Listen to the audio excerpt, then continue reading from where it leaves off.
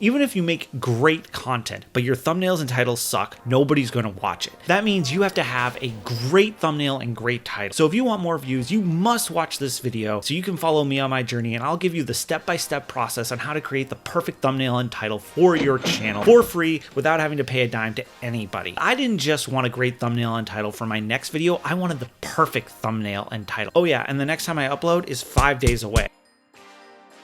Before I could design my perfect title and thumbnail, I actually had to define what metrics am I going to pay attention to. How will I know if this is going to work? And I decided on 3 different metrics: click-through rate, my views, and my impressions. Simple, right? Well, not really, because the next thing I had to figure out was, what am I going to compare it to? I had either my channel averages or I had my channel bests. After thinking about this for a while, that I wanted to go with my channel averages, because I'm a small channel, and that means that if I went with the best, there's just a huge variation between that, and it might not be achievable. So step 1, I had to answer the big question: what makes a great thumbnail and title? I had to go through all the information I had. So that meant going through all the coursework and homework that I did, going through all my notes from different coaching sessions, watching tons of YouTube videos, and I came down to a couple of different things that I figured out are important to a great thumbnail and title. You have to tease something, whether it's the value of what your video is about, i.e. what is your audience going to get out of it, or maybe it's something that is going to be suddenly unexpected, that challenges a belief from your audience. The point is that the experts say that you need to elicit either a strong emotional reaction by challenging a belief or confirming a belief, or you are going to tease a story, or what you can do, tease the value that you're going to give your audience. The other thing you have to be able to do is to actually create a question in the viewer's mind. The idea is they have to think,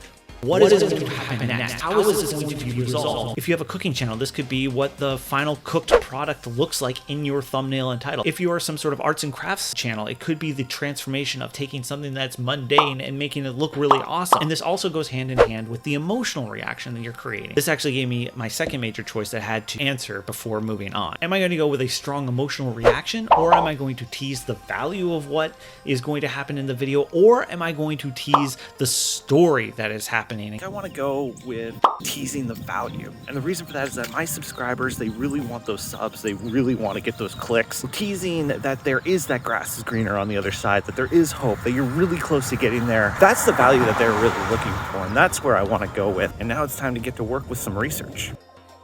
I have a lot to do today, but it's super important to check out thumbnails and titles that are successful inside and outside your niche. I'm going to start by going to YouTube, and I'm going to take a look at my subscriptions, mostly because I already follow a lot of these very popular channels. And so I'm just going to take a look at some, and I'm going to be real with you guys. I have a bunch of rules of thumb that I like to follow when trying to figure out what is a good thumbnail and title to analyze from other channels. First, I look at subscribers, I look at views by a video, and I also look at how old a video is. When I'm looking at a view count of a video, I primarily look at what is the subscriber count versus the view count. So on this channel right here, Film Booth, they have 127,000 subscribers. And so the view count I'm looking at for a video is going to be about half that. And I also look at how old a video is. And then I look for thumbnails and titles that are going to be outside my niche. I look at what words are they using? What kind of images do they have in there? What is the background looking like? Do they show their face? Yes or no? And I try to find patterns within all this, looking at things that might be common or uncommon amongst the thumbnails. What I realize is within my own niche, something really important. The most successful thumbnails and titles did 2 things.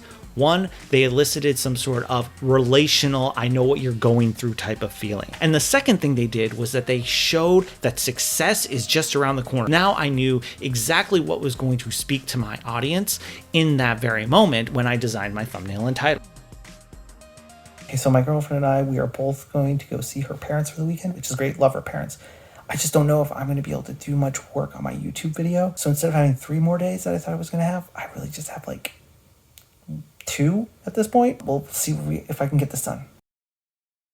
Today is going to be a lot different. It's going to be a little bit more stressful. I have all the information I want. Now it's time to actually start designing draft thumbnails and titles, figuring out how to do that without spending a dime on like a pro or courses or any big software or anything like that. The thing is I'm going to be working through my lunch break in order to try and figure this out. So the resources that I prefer and that I've been searching for right now, and you probably have heard of these, there's first off Canva. Canva is so great if you haven't used it before. If you hit create a design, it actually has a thumbnail with the right resolution in right away, and tons of templates and really great eye-catching design. Other thing I like to use a lot is actually a program called GIMP, the free version of Photoshop. If you want to put together the perfect color combination, Adobe Color, it's a color wheel that's also super free that Adobe has. You can also customize it so that you can keep consistent with what your channel's coloring scheme is and figure out what's going to pop out at the same time. And I've used a combination of all of these to create my thumbnails. Now for your headlines, there's a website that is called Headline Analyzer by a company called CoSchedule. And what it does is that it analyzes your potential title and gives it a score out of 100 to see how powerful and how captivating it actually is. Again, the scores aren't perfect for YouTube because it doesn't necessarily take into account what people can see on mobile, but it is a good starting spot and a good check-in. You certainly don't want anything that's going to be in like the 30s or the 50s or 60s, but as soon as you start getting into that 70 range, you're going to be doing something pretty good. I came up with about 30 different titles and about 15 different thumbnails. The next thing I had to do was to get feedback. Now, you can get feedback from anybody, really. I got feedback from friends, and I collaborated with a rising YouTuber and a friend of mine named Spencer. If you want to check out his channel, I have it in the description down below, but he was there to give me some feedback on where I was going and kind of on some of my initial designs that I had. How does the value you give them help? Don't be married to having your face in the thumbnail. Okay guys, so tonight is the final night. Luckily everybody's asleep and I have this room all to myself, so it's gonna be a late night editing session. All right, everybody, it took me all night, but I finally got it all done. Here's what it is. As some of you were probably able to guess, you already clicked on it. And what I really found out is that it's really hard to make thumbnails and titles, especially the perfect one. It can take an entire week, but it is so worth it to do. It makes it so much more satisfying when you know that you're creating the perfect one and not just throwing something together. But how did it end up doing? Did I actually end up meeting my goals? I'll come out with a video later on this week. And even though you can use my checklist and use my sheet, which is available in the link down below, if you really want to up your YouTube game, you need to check this video out right up here in order to be able to do that.